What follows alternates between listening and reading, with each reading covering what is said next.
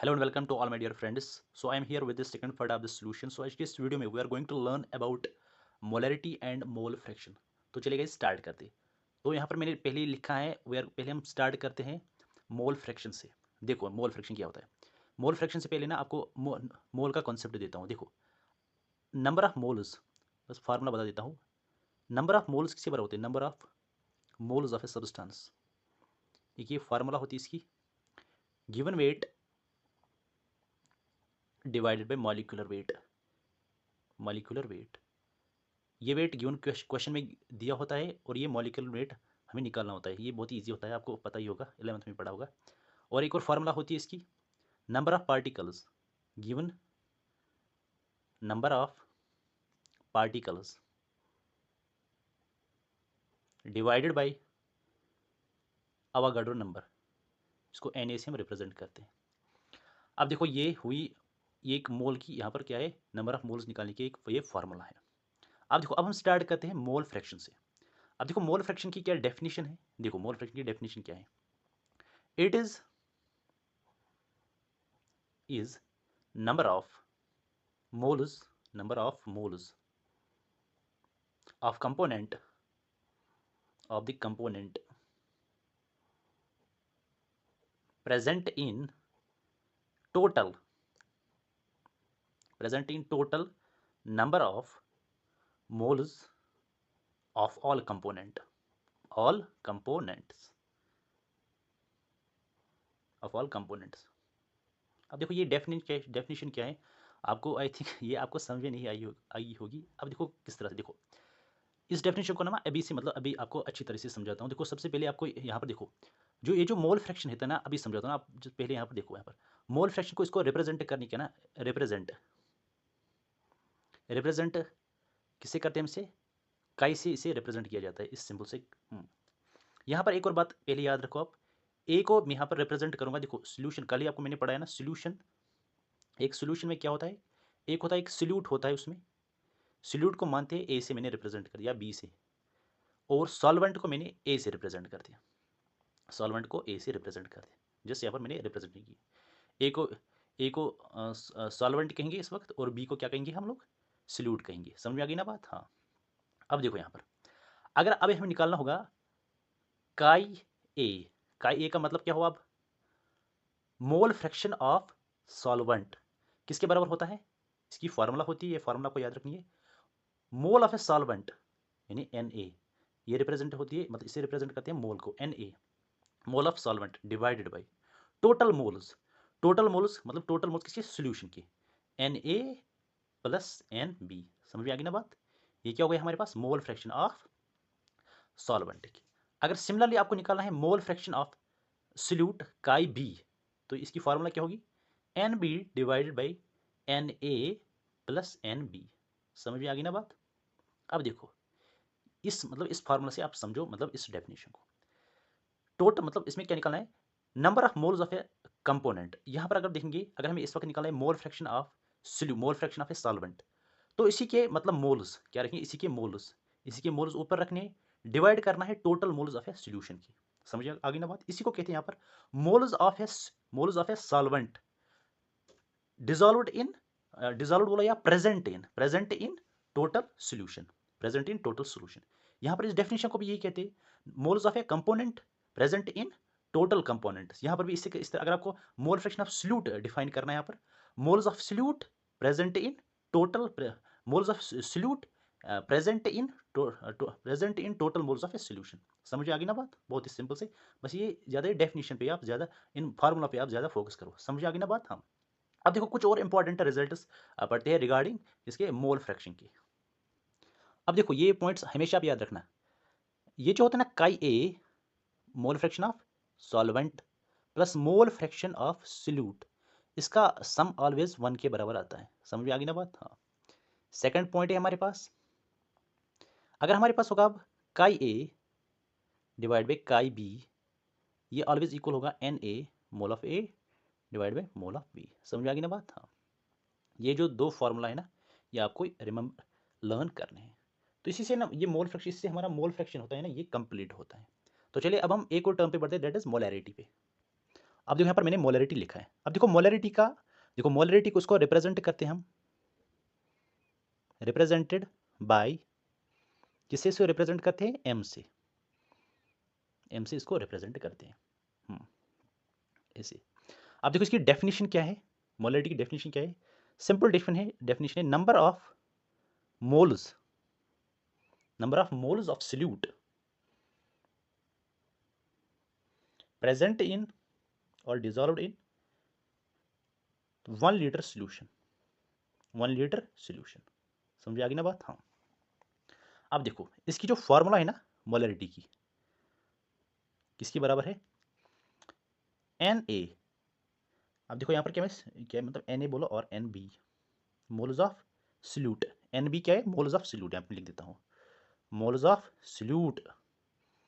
ऊपर मैंने रिप्रेजेंट किया ना बी को, किससे रिप्रेजेंट किया मैंने, सॉल्यूट, सॉल्यूट को मैंने बी से रिप्रेजेंट किया है, divided by volume of solution, volume of solution इसमें इन लीटर, इन लीटर में। अगर इसी फार्मूला को अगर मैंने वॉल्यूम अगर एम एल में होगा, अगर वॉल्यूम एम एल में होगा तो उसी को इस तरह कहेंगे N B divided by volume of solution in M L, इसमें एम एल में होना चाहिए और मल्टीप्लाई करेंगे ऊपर 1000 से। ये इसकी दो फार्मूला, एक ये है और एक ये है। अगर लीटर में दिया होगा, बहुत ही सिंपल से यहाँ पर अगर लीटर में दिया होगा ये, तो अब इस तरह इसी को इस्तेमाल एज इट इज़ इस फार्मूला को रखेंगे। अगर अब यहाँ पर नीचे वैल्यूम एम एल में दिया होगा तो आप 1000 से इसको मल्टीप्लाई करेंगे। समझ में आ गई ना बात। डेफिनेशन क्या है इसकी, नंबर ऑफ मोल्स, कितने मोल्स ऑफ सॉल्यूट है किसमें, कितने मोल्स ऑफ सॉल्यूट किसमें प्रेजेंट है, 1 लीटर सॉल्यूशन में। समझ आ गई बात। अब जो यूनिट है ना किसका, यूनिट, अब यूनिट मोलरिटी का जो यूनिट है ना वो किसी पर वो क्या होता है यूनिट, इसका यूनिट होता है मोल पर लीटर, मोल पर लीटर, और मोलर है इसका, मोलर, या इसको एम से इस तरह से रिप्रेजेंट करते हैं मोलर को।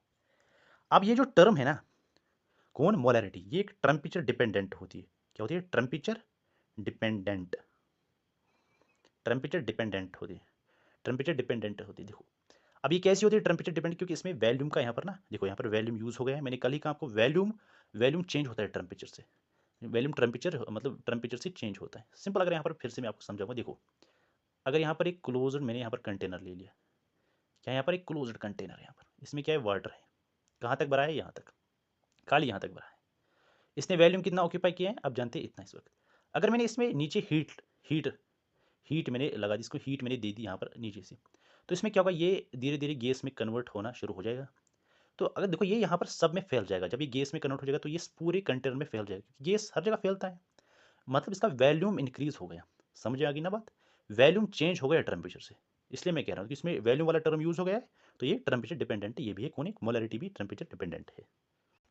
अब देखो हमारे पास है एक इंपॉर्टेंट टॉपिक जो किसमें आता है, मोलरिटी में आता है, that is cases of dissolution. अब देखो ये क्या होता है, देखो फर्स्ट केस क्या है इसका, अगर यहाँ पर मैं लिखूंगा केस फर्स्ट, इसका इसका जो फर्स्ट केस है ना बहुत ही सिंपल है। देखो अगर मेरे पास एक, देखो एक कंटेनर है ना, बहुत ही सिंपल से कंटेनर यहाँ पर है, यहाँ पर कंटेनर देखो, इसमें क्या है, इसमें सॉल्यूशन है जिसका वैल्यू मैंने मान लिया V1 है, और इसकी मोलरिटी कितनी है, M1 है। समझ में आ गई ना बात। हाँ, अगर मैंने इसमें क्या कर दिया, डाइल्यूशन कर दिया, डाइल्यूशन कर दिया, डाइल्यूशन मतलब क्या कर दिया, इसमें वाटर ऐड कर दिया, वाटर कर दिया ऐड, मतलब डाइल्यूशन इसको कहते हैं ना, वाटर को ऐड करना। हाँ, तो इसमें क्या होगा, अब इसमें क्या होगा, इसी कंटेनर में अब क्या होगा, अब वॉल्यूम इसमें चेंज होगा, मान लीजिए V2 इसमें वॉल्यूम हो गया। जब वॉल्यूम V2 होगा तो मोलरिटी भी चेंज होगी, क्योंकि मोलरिटी वॉल्यूम पे डिपेंड करती है ना।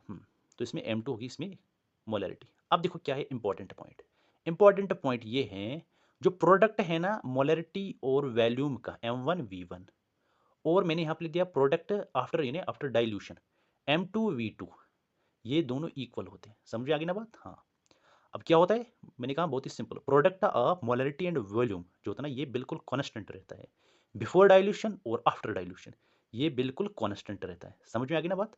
Product of molarity and volume remains always constant before dilution and after dilution. ये फर्स्ट केस आपको याद रखना पड़ेगा।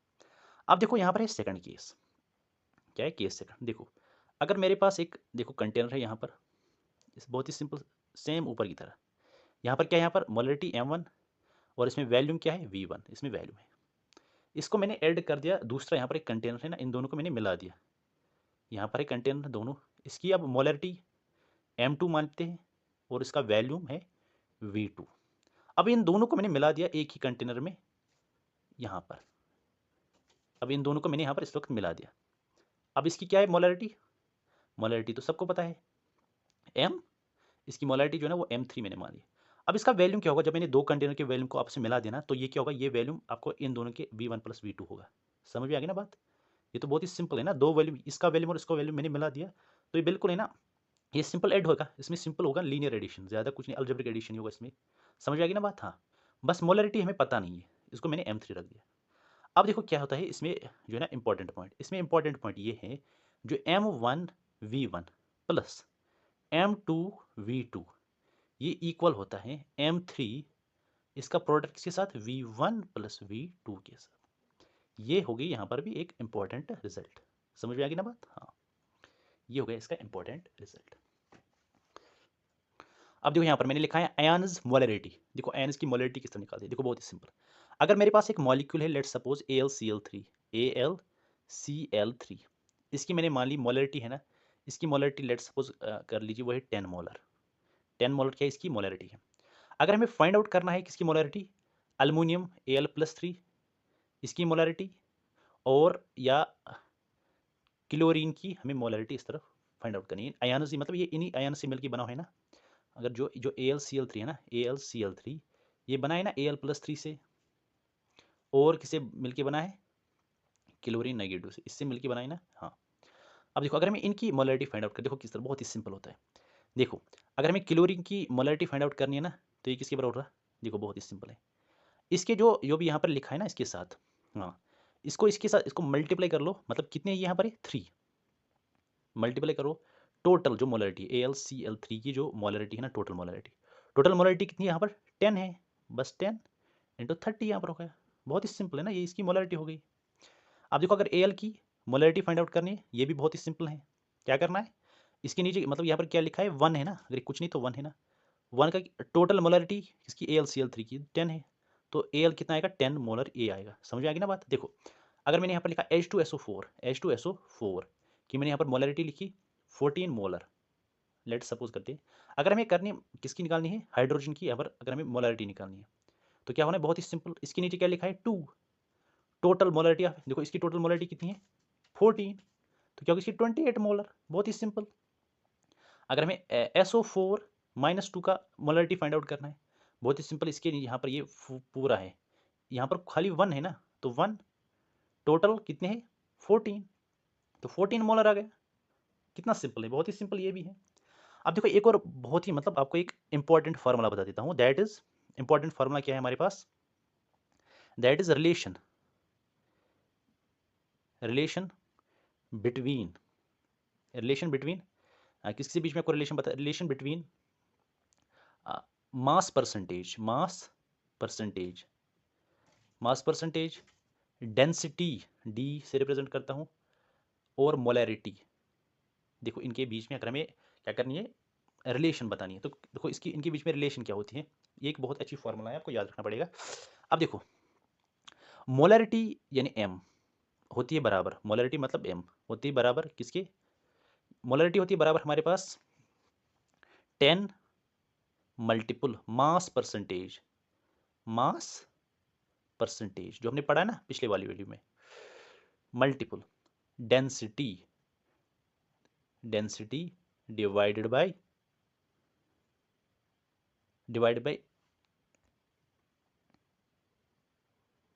Molar mass of solute. ये इसकी हो गई पूरी एक फॉर्मूला हो गई। समझ आ गई ना बात? जब हम क्वेश्चन करेंगे तब आपको बहुत अच्छे से समझ में ये भी आएगा समझ यहाँ पर।